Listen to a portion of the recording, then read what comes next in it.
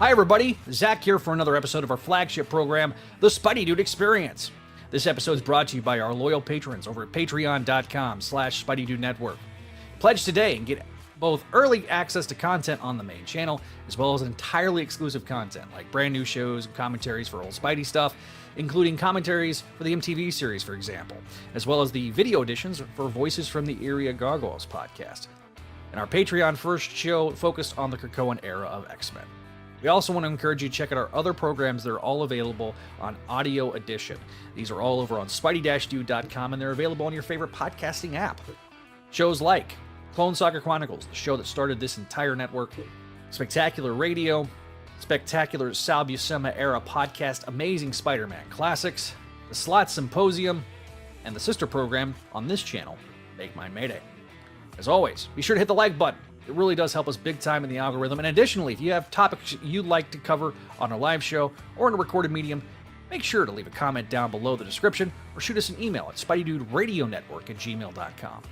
Finally, make sure to join our community. Be alerted to all new updates by hitting that subscribe button and clicking on the bell. But to be clear, your viewership is more than enough for us. And if you want to hang out with us off YouTube, you can always go to our Discord, where we have all sorts of fun stuff, or you can join us on our social medias and follow us there. All the links are down in the description below. As always, we want to be making some references to visual aids and or live comments. If you're an audio listener, pay that no mind, but leave that 5-star review for us. Any and all feedback we will read on future episodes. Thank you, and without further ado, let's get rolling with this episode of the Spideydude Experience.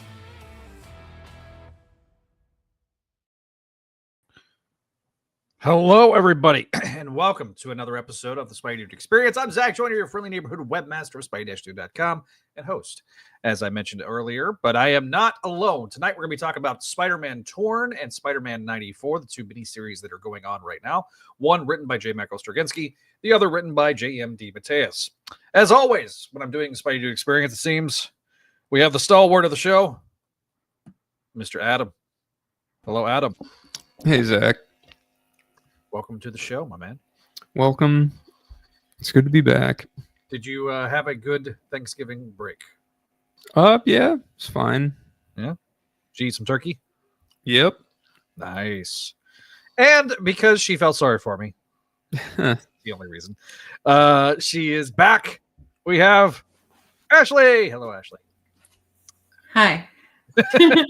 I am here. She is here. To provide next to no substance to this show. Really appreciate you. Well, good night, everyone. Yeah, right? Walter was going to be on, but I don't think he's feeling well. So shout out to Walter. Feel better, buddy. Did you have a good Thanksgiving, my dear Ashley? Yeah. Yeah. Turkey. And... I don't eat turkey. Oh, that's right. Mm-hmm. Did you have ham? What'd you have? I don't really eat meat. Oh, so it was like pasta, mashed potatoes, all that stuff. Starches and more starch? Yeah. All the starches. Yeah. I drove to El Paso. 11 and a half hours. Actually, no, it was 13 hours on the way over and 10 and a half on the way back. So I decided to leave on 2:30 on Wednesday afternoon. That was a giant mistake. Yeah. At 2:30 the day before a holiday, I should have been committed into an insane asylum. Next time, I will be taking the day off. And leaving at like 8 a.m. But I got to see my mom, which was good. I haven't had seen my mom since her cancer diagnosis, and she's doing good. She looks good. She's... The pictures were cute. Yeah, I used the camera on the selfie one. So, and so she was like, "Oh," because I decided to pack everything except the soundboard like a moron. I could have done like some audio stuff, but I didn't do that. But anyway, in the comments section, let us know if you had how your Thanksgiving was, and we'll throw them up on the screen. So tonight we're going to be covering the two miniseries, as I mentioned. I don't think there's any news, the major news that's come out since the break. Obviously, most of the cons are done for the year. Not for me. Not for you. You've got one more tomorrow, and an anime one too. Yeah. So the smaller conventions, I think, are still going on, but like the major conventions, your New York Comic Con, your San Diego Comic Con, obviously already passed. CCXP is going on right now. That's the big one in Brazil. Yeah, and Hasbro's done some announcements down there in the past. I know London MCM had, we talked about that last time. So I know that there are some cons. I think the Hasbro team has like one more live stream in them between now and the end of the year. So we'll find that out. Probably be next week, I would think. Some of the stuff that's due out next year is already starting to hit some of the reviewers. So we'll see when those hit store shelves. But the Retro Card Mysterio that was Walmart exclusive, some stores have got it, some stores have not. So we'll see what happens. Maybe I can snag one before and add it to the ever-growing collection behind me. But yeah, so let's talk a little bit about Torn and everything. Yeah, I was going to say, that's the one. Let's get into the meat and potatoes, because I actually enjoyed the shit out of it. So, all right, so let's talk about Torn. Now, you read both Torn 1 and 2. Mm-hmm. So let's get your thoughts on Torn. Like just in general? Yeah. You want the first one thoughts? Yeah, let's do the first one thoughts. Adam, I can't remember. Did we actually get to talk about this, or we just kind of glossed it over last time? We haven't talked about it at all, I don't think. Okay, I know we had talked about talking about it, but I think it was like we were trying to get through the episode. So you guys didn't talk about Torn issue number 1? Not issue 1 yet. So, yay. Was that the one we were going to? But then, well, no, I think that was 94. Well, I don't remember. We were going to try to do both, and we were doing it with an ASM episode, and it just was not. Yeah. Anyway, that went long. So like, yeah, we were already going super long on the episode, and I think we were all just getting tired. So, but yeah, we haven't talked about Torn at all yet. So, all right. So Torn, written by J. Michael Straczynski. Pierre Perez does the pencils. Adam Hughes is the cover artist for the main covers. There are multiple variant covers. I will. Oh, a lot, yeah. I was like, oh, okay, I got to read this, and I started like scrolling to like get to the actual like issue, and I was like, there's a lot on here. Well, so JMS, Babylon 5 fame, obviously had a legendary run on Spider-Man, so this is like his first foray back into Spider-Man, so I'm not terribly surprised. But I didn't mind. Yeah. I just need to get to the meat and potatoes, actually read this stuff, so I knew what was happening. So. Yeah. So the good thing is that it takes place in the past, but it's like you don't have it's a very modern past. Very much agree. Take on the past. So, Ashley, what did you think about this issue? Well, like I said, I really liked it. I liked both issues from what I read so far. I mean, from just like the layout and how it progressed, like story wise, I thought it was great. So I don't really have too much to like gripe about. I also like, this whole aspect of like MJ and Peter trying to, like get to know each other and like starting out. And it's not like, oh, we're married or we've got children or we've been through all this drama together.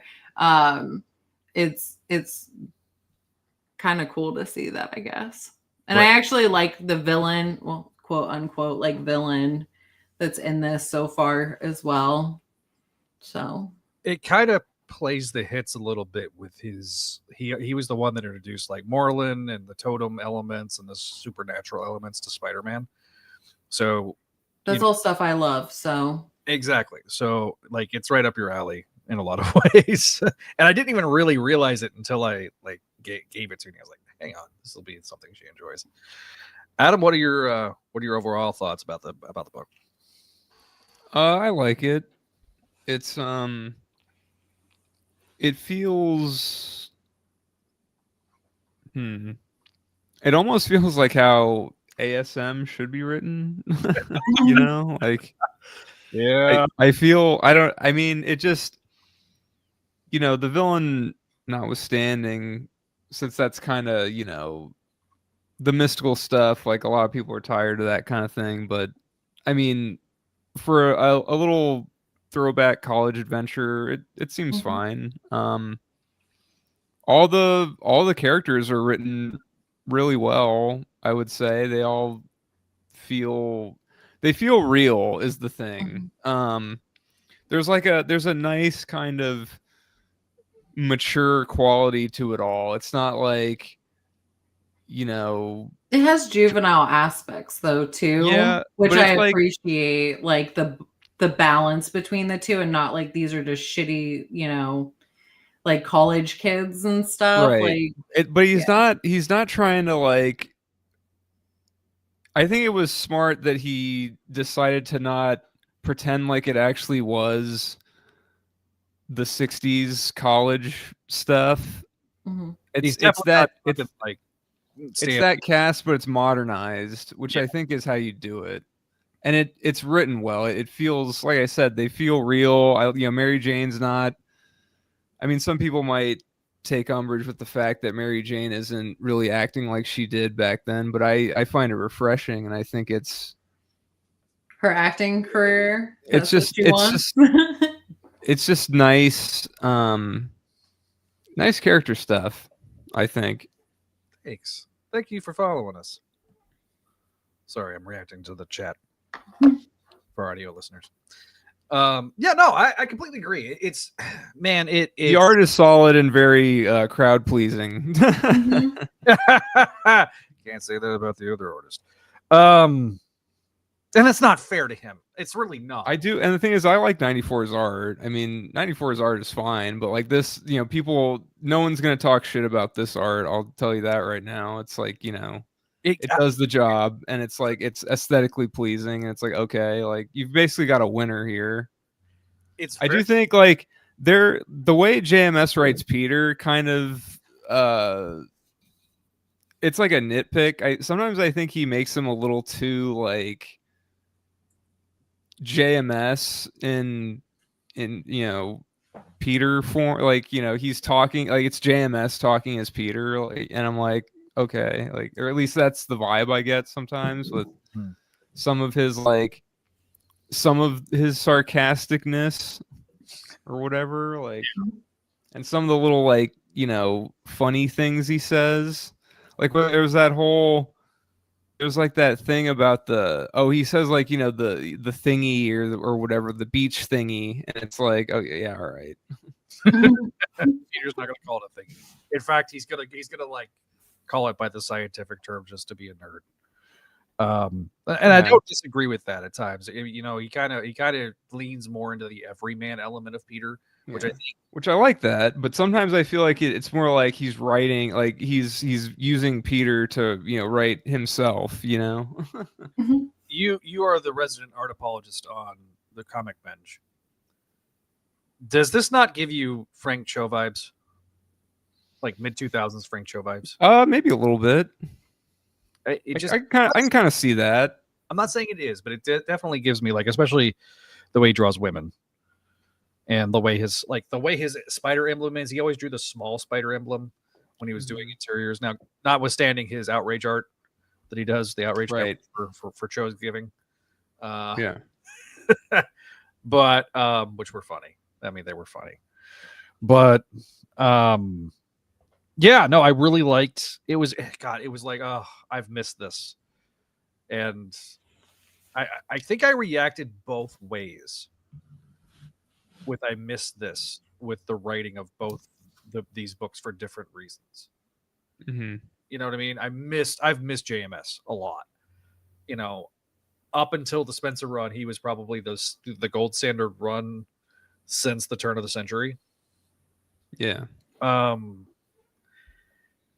I know people are like, but Dan Slott wrote so many issues, and I'm like, yeah, but like not all that stuff was good, guys. So that being said, like, I really liked this first issue. I thought it was a strong first issue. It was interesting. We have a female protagonist here. The artwork I think is super dynamic. Very much a cinematic feel to it in terms of the artwork. So then we get, so that's issue 1. I guess we'll give grades kind of here in a little bit, but issue number 2. What'd you think about that? Go ahead, Adam. Yeah, Adam, you can go first since you went second last time. More of the same. I don't know. It's good. Yeah, good. It's been a while since I read it now, but I mean, I liked it. You know, again, good art, solid art. Nice character work between Peter and Mary Jane. I'm kind of surprised. Like, that's the thing I was like, wow, like because I think JMS really wants to write them together again, probably. So that's why we're getting this, because this, again, it doesn't feel like,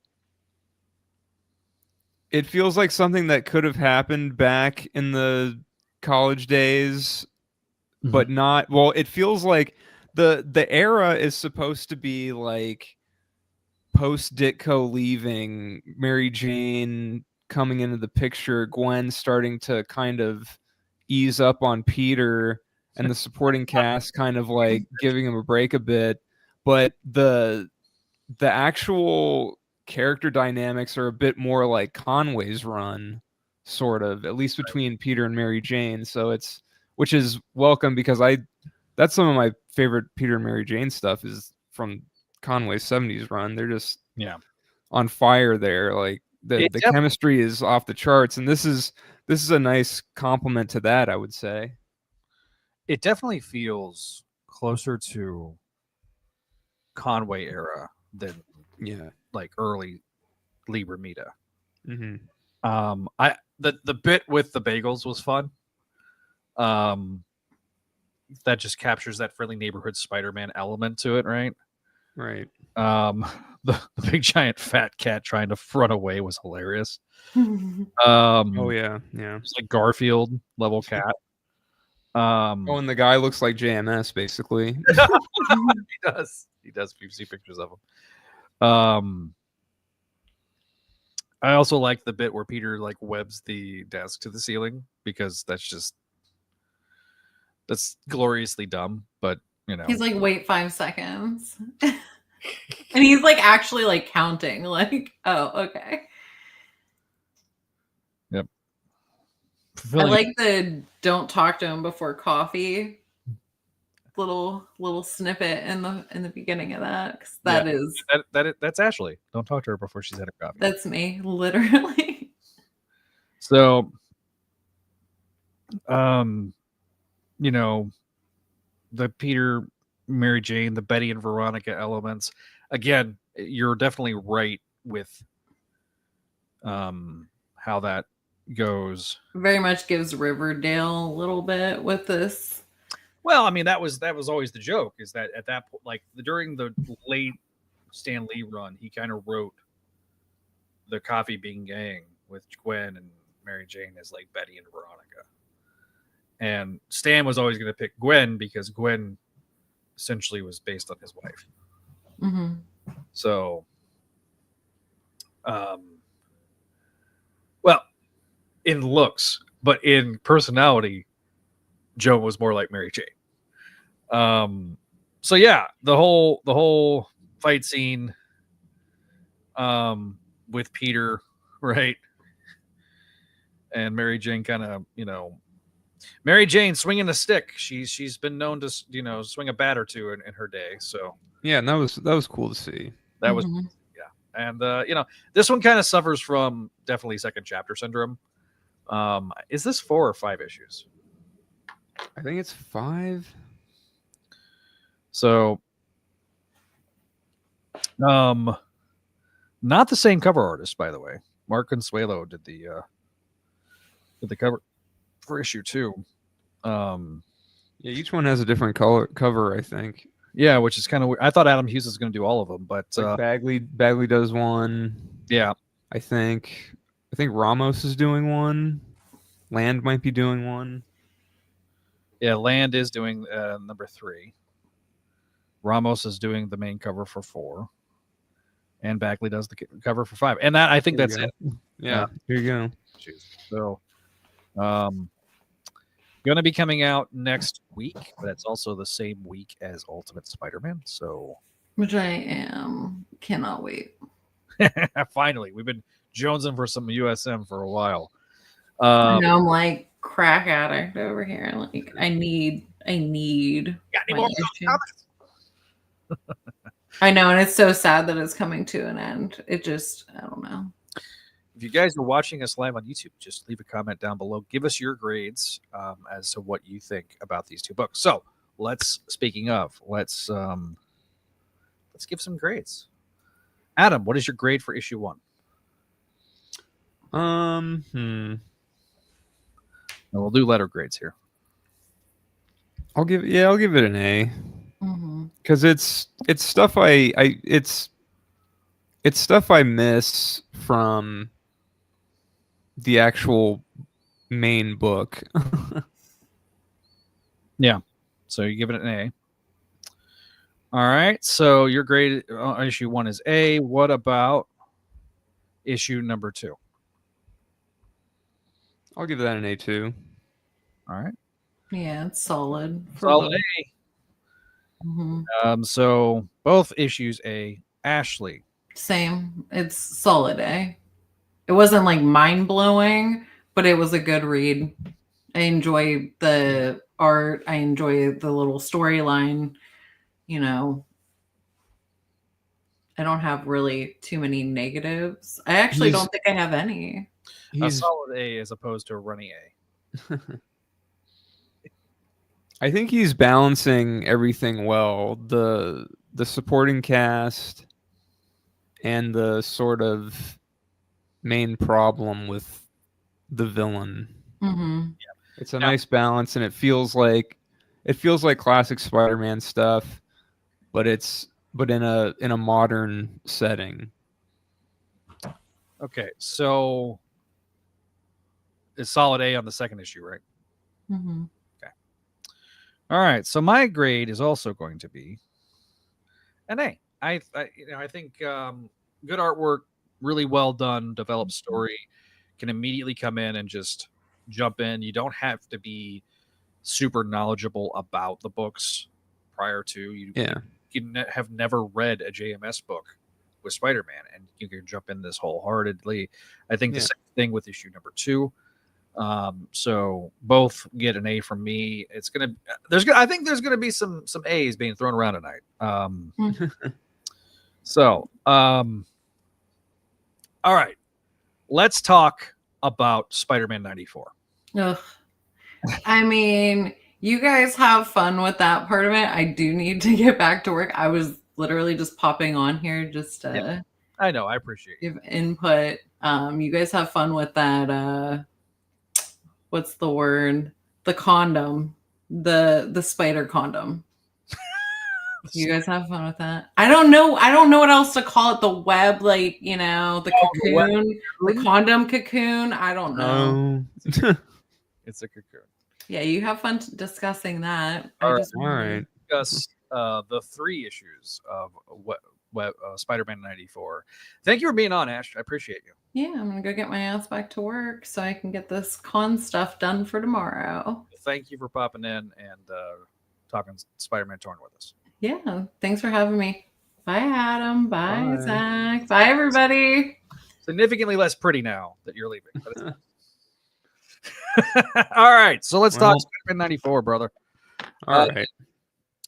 As I pull up I thought at one point I had all the covers and then I didn't.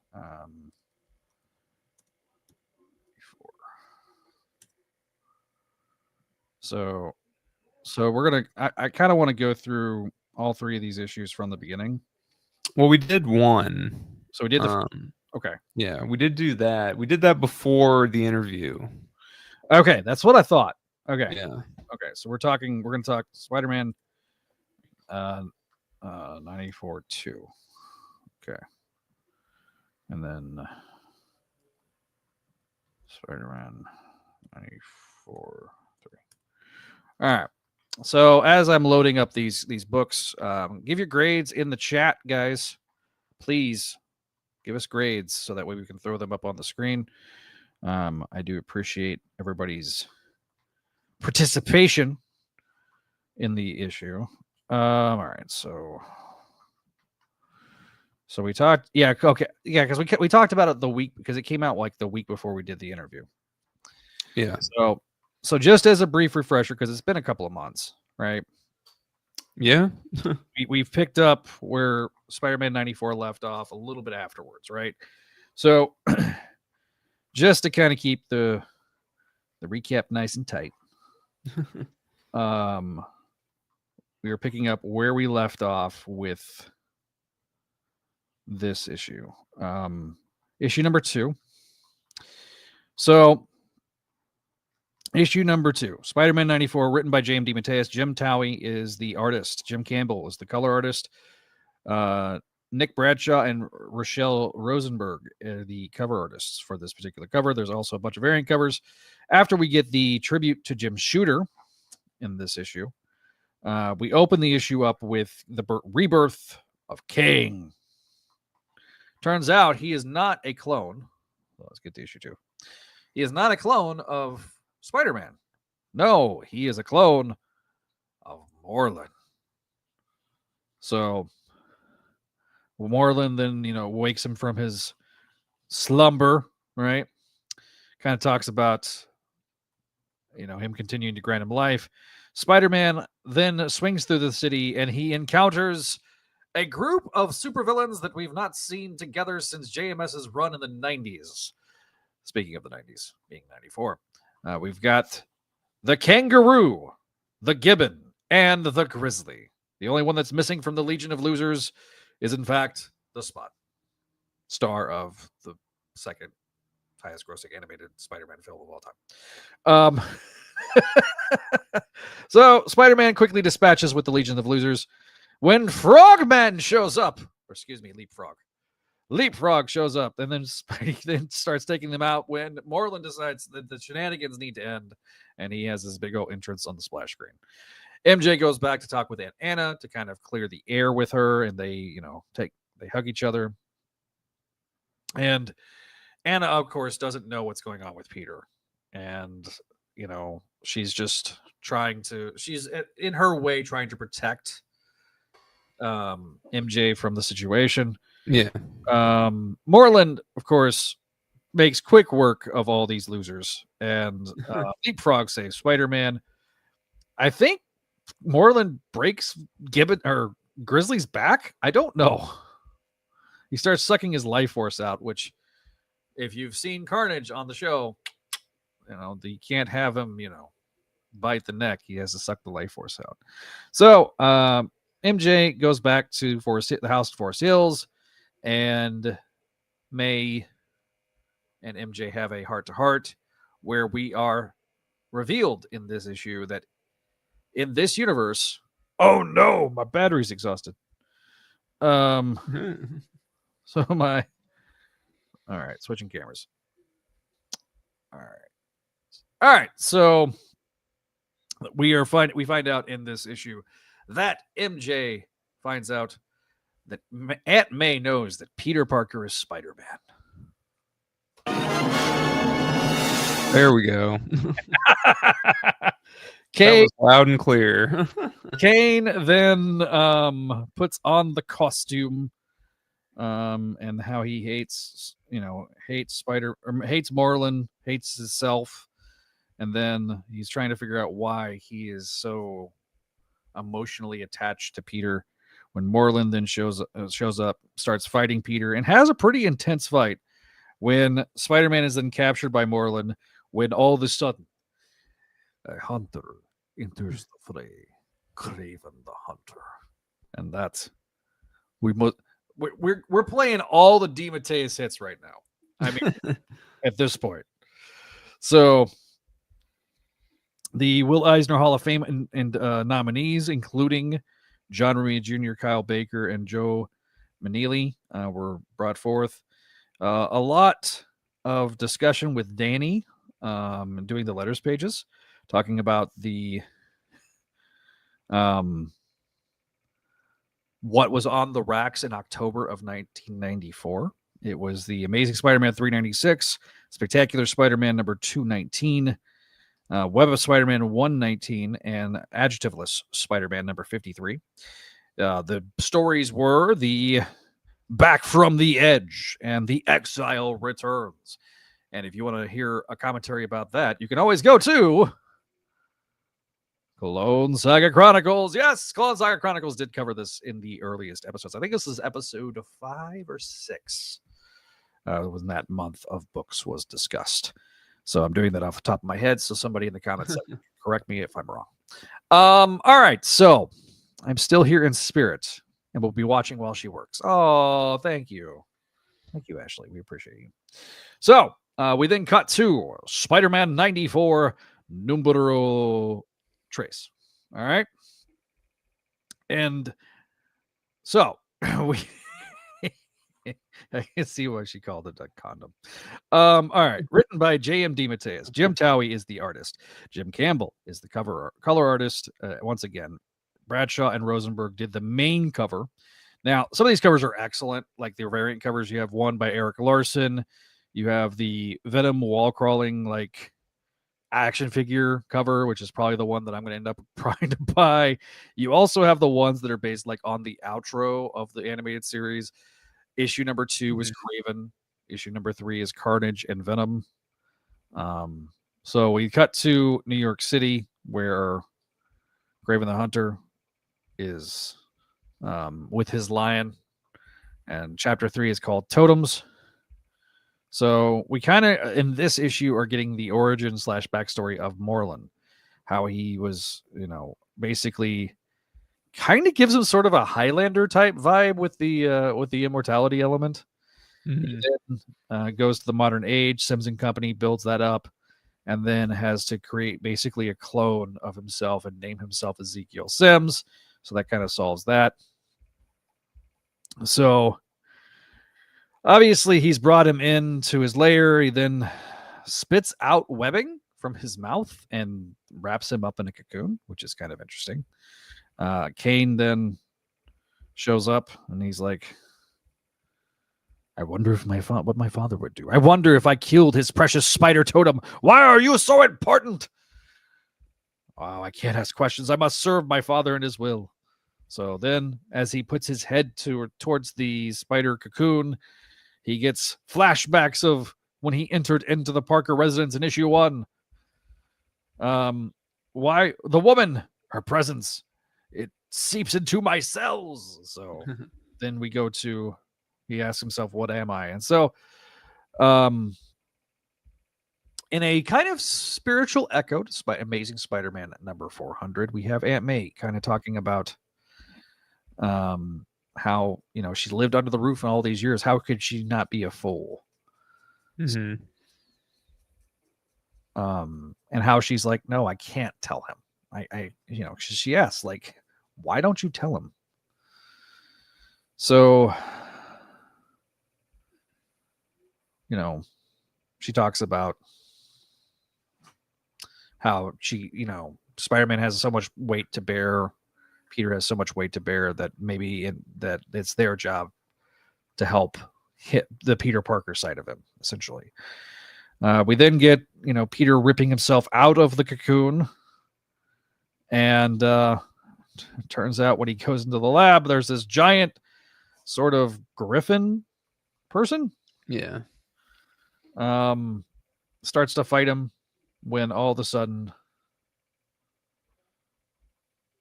Kane shows up and he's like, why do I love you?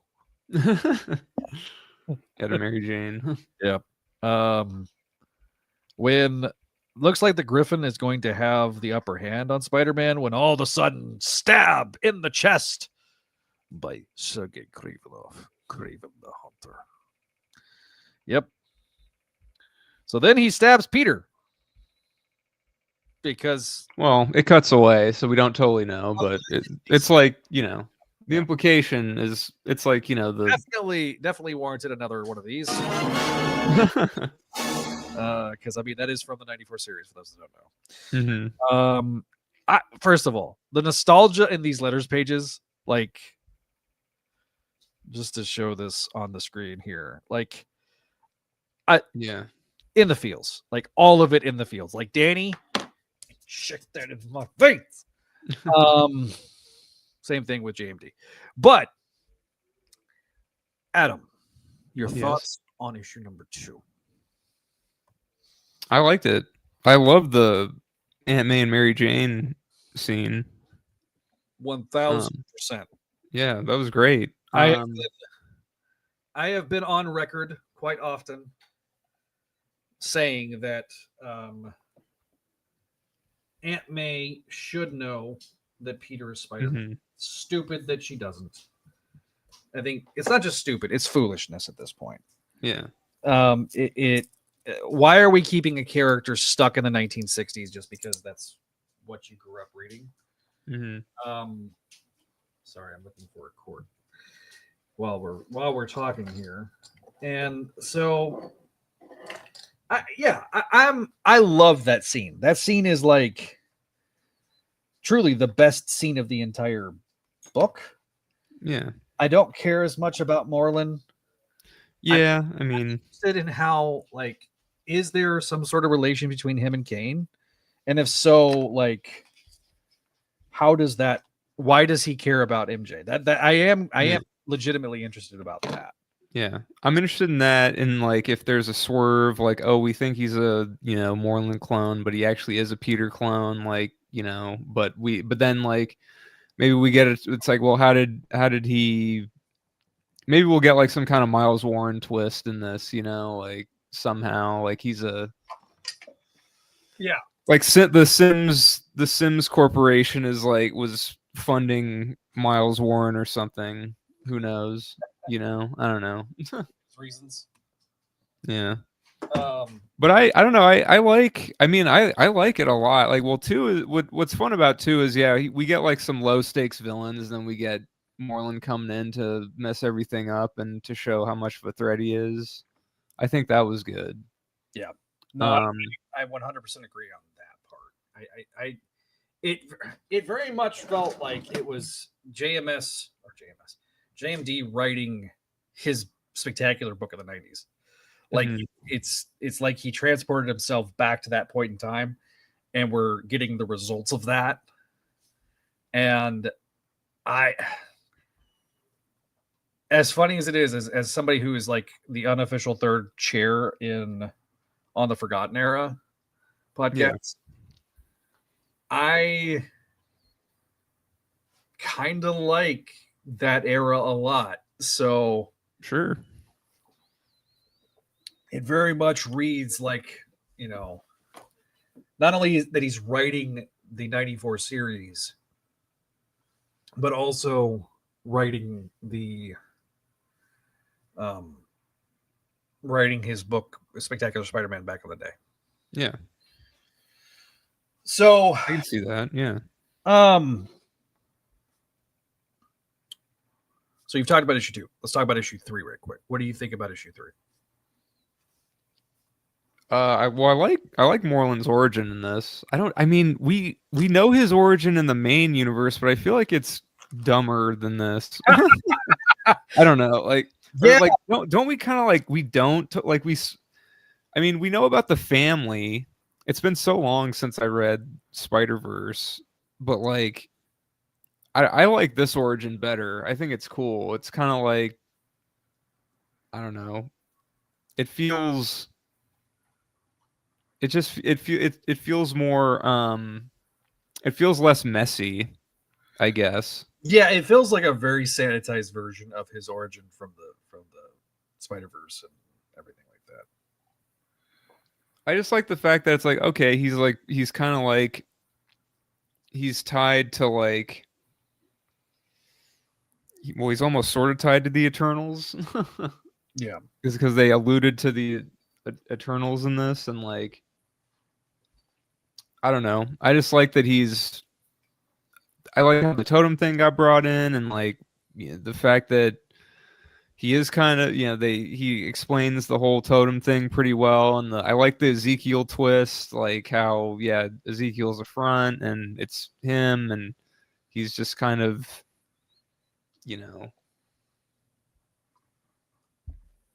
continuing everything, like, by just whatever, like deception and just trickiness. I like that. I like the combining of Moreland and Ezekiel because it feels like something the show would maybe do. Yeah, no, I kind of agree. It definitely is in the spirit of Semper, even though these characters obviously were introduced in 2000s, well after the establishment of the 94 series, but kind of does what the 94 series did, which was kind of take the 80s origins and stuff and kind of made them more palatable for younger audiences. Mm-hmm. And then successfully able to integrate the 90s stuff with Venom and Carnage and do it the same way, so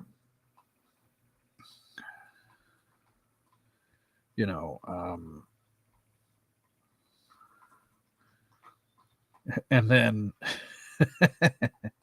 in turns, Gabriel's grandsons and great-grandsons playing the part of both ancestor and heir. So he is like a vampire, like exactly. But it's like, I don't know. I don't know. I like it. It feels, because like I feel like we just didn't.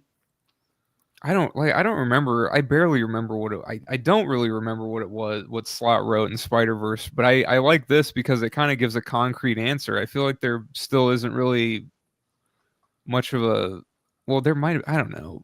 I just think, the Moreland thing under Slott was just kind of like, no. But this I'm fine with. I think it simplifies it all and gives it more meat to it. It's also funny because there's like the element of like the Green Goblin trying to offer him the world, right? From like the first Raimi film. When he's, embrace me, and he's not. Yeah. So but like the bits where I realize he might be the greatest threat I've ever faced. Yeah. Definitely read like Christopher Daniel Barnes. Sure. Yeah. The dialogue. So, And then the Aunt May and Mary Jane scene just is beautifully written, and that's like just a huge highlight of the book. And then it goes into Peter basically fighting for his life, and it's pretty awesome. Well, and I love that they're on the same page. Yeah. I still think by the end of this, and this is just me kind of just spitballing here, I think we will get Spider-Man 94 Aunt May telling that she knows the Spider-Man. Yeah. The Griffin villain was kind of weird and came out of left field, but fine. And then also like, it was explained as just like he's making a fake totem so he doesn't completely die. Right.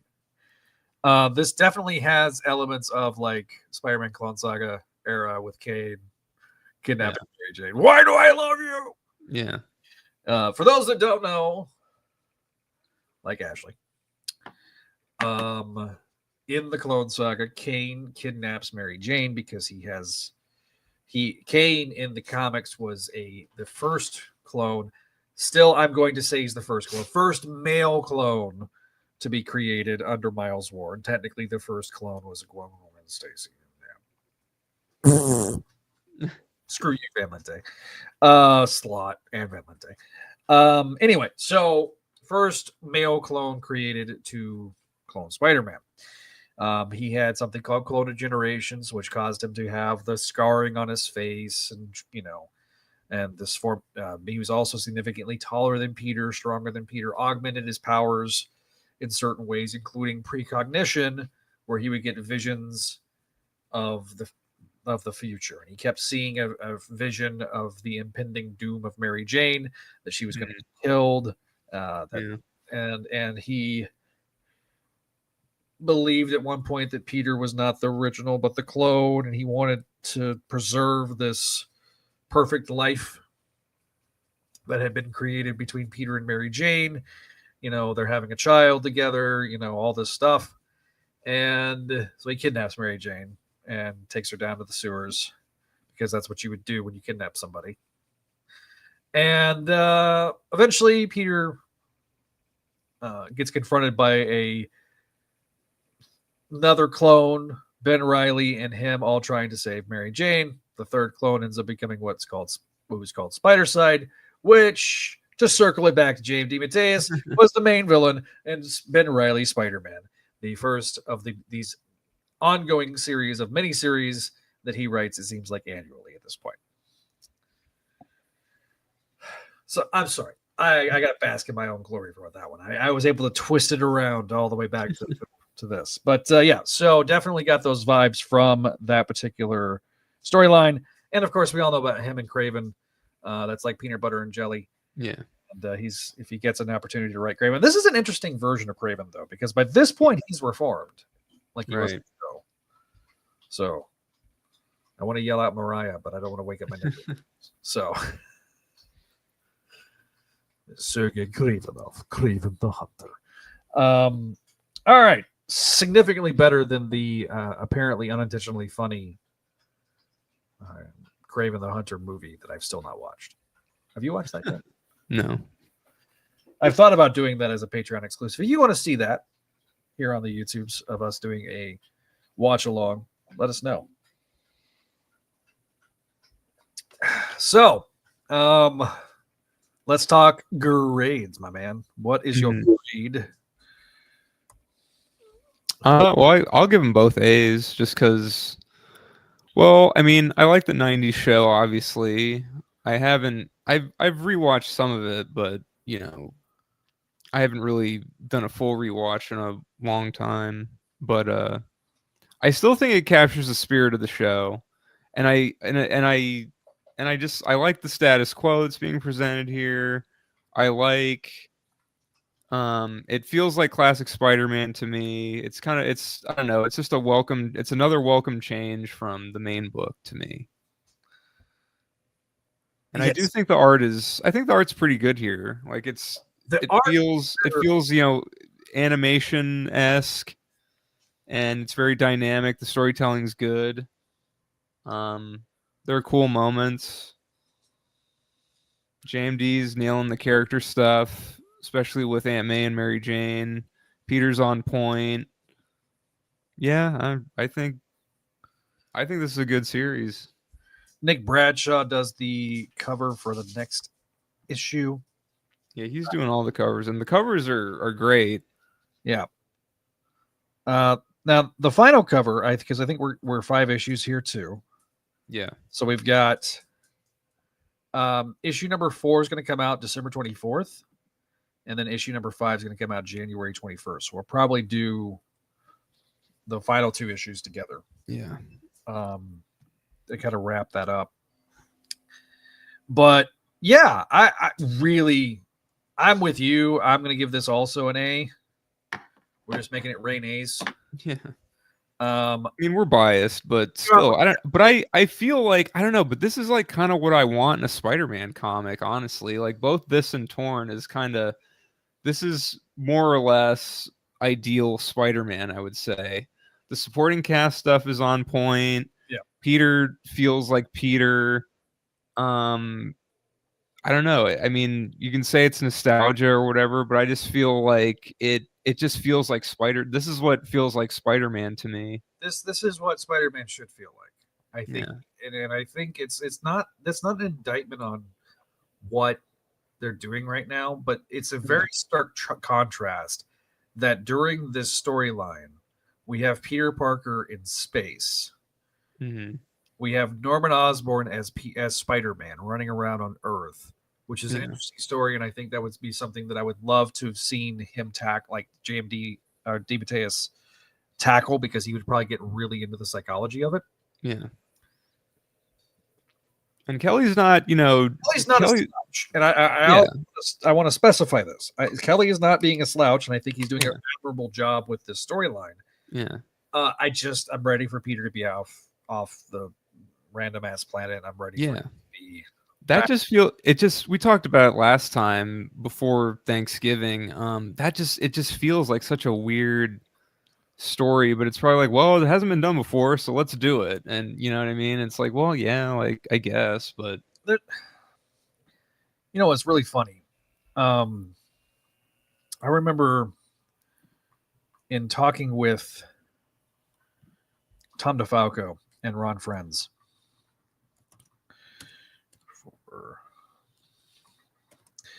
cover. They were talking about how they were trying to pitch a story, and in the pitch of the story, you got Ron going on and on about this storyline, and he goes, "Ron, that sounds like a really good A-Next story, but we're not writing A-Next. We're writing Spider-Girl. How can we make this a Spider-Girl story?" And I kind of, I don't know. I don't get that vibe here. This is definitely like a really good set of episodes of the animated series. And like, I would have loved to have seen this go longer than 5 issues. But, you know, I also know it's a mini series. It's, you know, we only got so much shelf space at the comic shop, right? So, true. Yes. You know, I'd love to have the cake and eat it too, but you know, we're kind of at the mercy of, you know, of that particular group. So I was gonna throw up so we have the main cover for issue 2 here. So like Kane being in Spider-Man's hands, obviously reflective of what happens in the story. Here's the Venom and Carnage. Venom looks a little weird, but like Carnage looks great. And then we have Venom action figure that looks like it's straight out of the 90s. Like I had the like black costume Spider-Man that had like the little like chest piece that went in the middle. Do you remember that? I don't think I don't have that one. I don't think. And then we have somebody that definitely was of the 90s, but drawing a modern take on it is Eric Larson, which I actually like. I really like his rendition of Doc Ock here. His Spider-Man looks like his Spider-Man. Yeah, pretty much. Venom and Kingpin kind of look great. Lizard looks great. Goblin, yeah. Vulture, yeah. Black Cat. MJ looks kind of right, but I mean, he's fairly on model, I would say, for the it's on model in his style. The show designs, like very on model, but in his definite distinctive style. So these are for issue number 3, the variant covers. I'm sorry, and then so they've had a. Oh, I don't want to do that. Kane is in 94 Kane. So they did a Kane action figure, which was hilarious because, you know, obviously they just released the Kane action figure. Yep. This year. Oh. You got a lot of files. Oh. I have too many files. I'm limited to 100, and I have too many covers, of which there are too many files. That's hilarious. So today we learned live on the air that you can have way too many files. There is a limit, everybody. Limit. Yeah. All right. So this is a PSA. Here's the Kane variant. So definitely gonna have to pick that one up too. He doesn't get any cool accessories like Venom does. Yeah, Venom has accessories, whereas Kane does not. But yeah, these like, damn it, damn it, they're gonna make me buy two issues, and I'm just not. I'm not. It's like good. Then we'll get a sequel. Yeah. I'm kind of You're right. You're right. You're Maybe. Right. Christopher Chapana, I think is his last name. His Man Spider cover is just awesome, though. Oh yeah, I remember seeing that. 94. It's for 3, I think, right? Or is it for 2? It's for 2. It's for 2.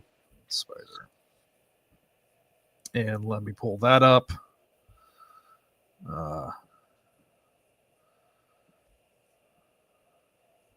I can just drag and drop. That's really nice. I've only had this platform for 5 years, and I'm just now learning this. All right, so there we go. Look at that. Yeah, let me take the banner off. Hang on. Yeah, no, definitely looks cool. Looks wicked. Definitely really surprised they have not made a Marvel Legend yet. Right. Like, that is one of those, like, there's a handful of Marvel Legends that I'm shocked they have not made one of yet. And that's like top of like that could be a Build-A-Figure in a. I was gonna say that'd probably be a Build-A-Figure, right? Maybe. Yeah, or they would just do it as a deluxe. What used to be, because like they're not doing as many Build-A-Figures as they used to, and they haven't done Spider-Man Build-A-Figure in literally 6 years. Because it was into 2019 when they did the first Spider-Man No Way Home wave. And that had Armadillo as the Build-A-Figure, and was the last Build-A-Figure.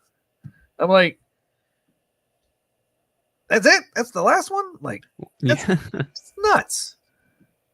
Like, they might be kind of thinking too, like, oh, like, it's like, yeah, we like making money, but who knows, like, how many people are going to buy these random figures just to build this one, you know? I mean, if you're going to sell, like, the thing is the retro card figures sell because there are people that are dumbasses like me that will buy two of those. And so, but yeah, we have the other Kraven the Hunter. I think we showed this to Jamie DeMatteis. This is a variant cover for issue 2. He was like, "Oh, that's really cool." What's funny is they don't tell him what these variant covers look like. Yeah. And I remember that we showed him the Shocker one that Bagley did, and he's like, "Shocker doesn't appear in this," which is just hilarious. Yeah. I mean, he hasn't drawn a lot of Shocker comics. Oh. Bagley. Yeah, I remember him. He did he did it in. There's an early 90s issue where he does Shocker. It was the one right before the anniversary issue with the parents. And so, yeah, he hasn't drawn Shocker a lot, but there's the Shocker. He did Ultimate Shocker. That's all we can get. That's it. You mean the joke character that wasn't a joke after? It was like Bagley leaves and then they finally do a serious story with Shocker. I was like, Bagley never got to pay off that gag. Like, what the fuck? All right, so just to kind of recap, we gave a lot of A's. This was the common grade of the evening. Final thoughts, Adam, as we start getting towards the end of the episode. I like these books. They're good Spider-Man comics. If you have not checked them out, go check them out. Go to your local comic shop. So issue number, as I mentioned, issue number 4 for Spider-Man 94 comes out on Christmas Eve. So run to your comic shop. If you want to grab the other 3 issues, I'm sure they might have some extra copies on. They might. Also, something that came out today. Friend of the show, Ron Friends. Friend of the show, Tom DeFalco, had a storyline in Venom 252. So if you want to support those two fine gentlemen, pick up the latest issue of Venom, number 252. I have not got a chance to pick it up yet, but I did know that it was coming out, so I will definitely buy a copy of that when it comes. So when I get next time I get to the comic shop to support good friend Tom DeFalco and Ron Friends. Next episode is going to be something very familiar to everybody. How familiar? Well, we go to. Might as well put this on here since we've already got the cover up. If you're following us on the YouTubes, you've already seen it. But we got we're going to be covering Ultimate Spider-Man. The wait is almost over. Yep. this will be the next episode covering Ultimate Spider-Man Spideydude Experience number 23, talking about the 23rd issue of the series. I think the preview should be coming out in a couple of days, maybe tomorrow. Yeah. So, pretty soon. Anybody have any thoughts in the chat? We got Gary in the Frozen says, and he's loving Spider-Man Torn so far. We agree with you, Gary. Andrew, what's up, Andrew? He says, I have that same shirt, Zach. So for those that are audio listeners, I have the Todd McFarlane Spider-Man #1 shirt. You can buy it at Walmart for $10. There you go. Cole says, hey, mate, your stream's pretty cool and good. That's why I followed you. Would you mind adding me up on Discord? My username is, yeah, I'll invite you to the Discord. Go over to the discord.com. Speaking of our social medias. Yeah, it's time to start rocking and rolling, getting out of here, ladies and gentlemen. Find us on the social medias at Spideydude Radio on X/Twitter, at Spideydude Network on Facebook, Instagram, Threads. The rebroadcast of this episode will be up on Facebook and Instagram shortly. At Spideydude Radio Network on YouTube. If we have not already, we have gotten precariously close to 1,000 subscribers, and we would love for you to be a subscriber. If you have not subscribed to us on YouTube, we are almost there, almost to 1,000 subscribers right now. Join us over at YouTube, youtube.com/@Spideydude Radio Network.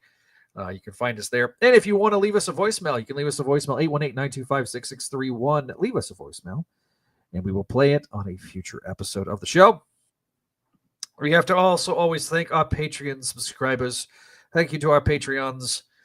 Our sensational tier, $5 and up patrons, Allison, Cindy, Casey, Doug, Ed, Eric, Georgia, Greg, Janelle, Joyce, Jessica, Catherine, Kale, Laura Howard, Blup, Moose, Master Drammond, Phoenician, RJ, Vanessa, Vicky, David, and Ian. Thank you guys for being supporters of us over on the Patreon, patreon.com/Spideydude Network. Thank you to our VIPs, Vinkman, Walter, and Lord Eric. We really do appreciate it. And our spectacular tiers, Sarah and Ryan. Thank you guys for your continued support over on Patreon. If you see up here on the screen, you see our friendly neighborhood tier. All these fine individuals will get their audio-only shout-outs at the beginning of the episode. So thank you guys for your support, as always, over on patreon.com, where you get exclusive perks like Books of X, an episode coming out next month. The latest episode has dropped, so we will be getting ever so closer to some more milestones during the Cohen era of X-Men. And the Voices from the Eyrie podcast with the video editions. If you want to watch Greg and Jen and Greg talk about Gargoyles, you can always go to the Patreon, patreon.com/Spideydude Network. Episode of Make My Mayday. Latest episode was a conversation with Frogo, me and Kelly talking about Frogo, who is the current moderator over on the Spider-Girl Reddit, r/Spider-Girl, the spiritual successor to the Spider-Girl message board. And of course, Spideydude Experience is going to be in a couple weeks talking about, well, more Gabo Spidey shenanigans. Zombie Cinema Era podcast is going to be wrapping up its run very, very soon. By the early next year, we'll be having the final episodes of that podcast, which is kind of hard to believe. If you're not already, check out Amazing Spider-Man Classics. The Javi and Jack Trujillo talk about the Spider-Man from the beginning. And, of course, our spectacular radio and Clone Saga Chronicles, the Vault series of shows over on the network. So thank you guys for your support. We really do appreciate it. Thank you guys for watching. If you're watching us live, if you're watching us after the fact, thank you guys for listening to us. If you're listening to the audio edition, which will be coming out very soon as of this live stream, so you guys should have it very, very quickly. I caught up last week right over the Christmas break. One other thing that is up on the Patreon page is the audio of my watch along with Gerard, who had never seen Spider-Man No Way Home until we sat down and watched it. It is our longest episode ever, clocking in at around 4 hours. We had to do a bit of a preamble. So go over to the Patreon page right now, patreon.com/Spideydude Network. Audio will be up on the audio channels very, very shortly. And so, yeah. Adam, any final thoughts, my man? No.